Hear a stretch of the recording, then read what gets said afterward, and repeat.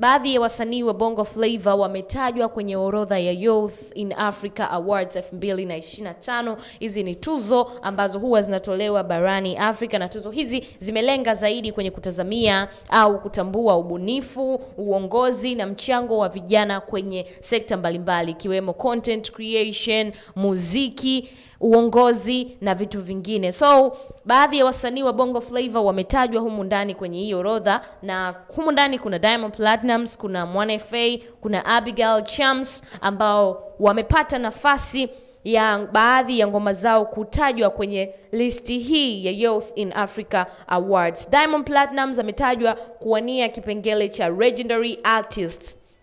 Hayuko peke yake, atakao kuwa anachuana nao ni wasanii wengine wa nchi nyingine ikiwemo Burna Boy, Cindy Sanyu, Taylor, Fally Ipupa na Shatta Wale kwenye kipengele hiki cha Legendary Artists. Hawa ndo baadhi ya watu ambao Diamond Platnumz atakuwa akichuana nao. And kwenye Abigail Chams ametajwa kwenye kipengele cha Best New Artist. Ametajwa kwenye kipengele hichi kama msanii mpya bora ambaye atakuwa against Bargos Mai kutokea DRC Congo, pia Joshua Baraka kutokea Uganda, lakini pia Lisan Romeo kutokea Kenya, Dismo from Zambia, Libianka from Cameroon, Gyakia kutokea Ghana na Fave kutokea Nigeria. You all can see kwamba wasanii waliotajwa hapa kwenye Best New Artist ni wanoma kinoma noma. Kiangalia kina Fave, kina Gyakia, kina Libianka ni watu ambao wamefanya ngoma ambazo zimehit worldwide. So hapa ni kumuombea tu dada yetu akaipeperusha vizuri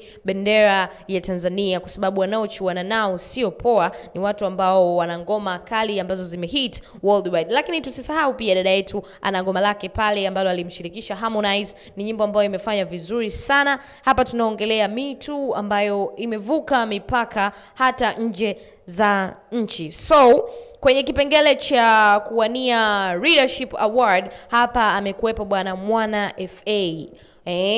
So maybe atapita, atashinda. Tuongeze support, tusiache kushirikiana. And watu wengi wanakuaga hawajui maybe namna ya kupiga kura. Tutafuata utaratibu utakaotolewa. So kama utakuwa unajua, make sure unawaelekeza na wengine, na msiwe wavivu guys, make sure una vote. Kwenye hiki kipengele Mwana FA atachuana na viongozi kutokea Kenya, Botswana, Namibia, Seychelles, Uganda, lakini pia na Kenya. Lakini kwenye upande wa content creation ametajwa msanii ambaye anaitwa KP, anayetokea Aqueen.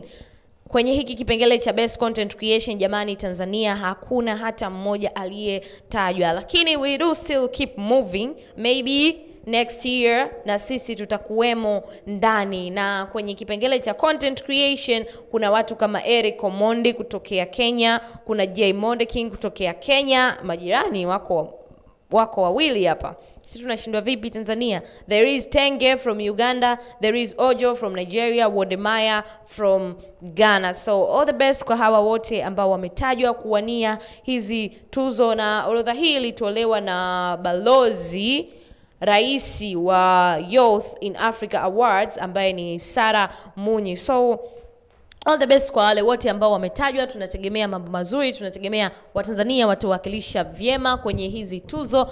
Wako wanne hapa bana, kuna Diamond, kuna Abigail Chams, kuna Mwana FA. Sidhani kama kuna mtu ataondoka bila kitu, yani hatuwezi kukosa kote. Hatuwezi tukakosa kwa Diamond, hatuwezi kukosa kwa Abi, hatuwezi kukosa kwa Mwana FA pia. Kwa hiyo lazima tuzo moja irudi nyumbani bana. Mimi naitwa Wisha, this is Hot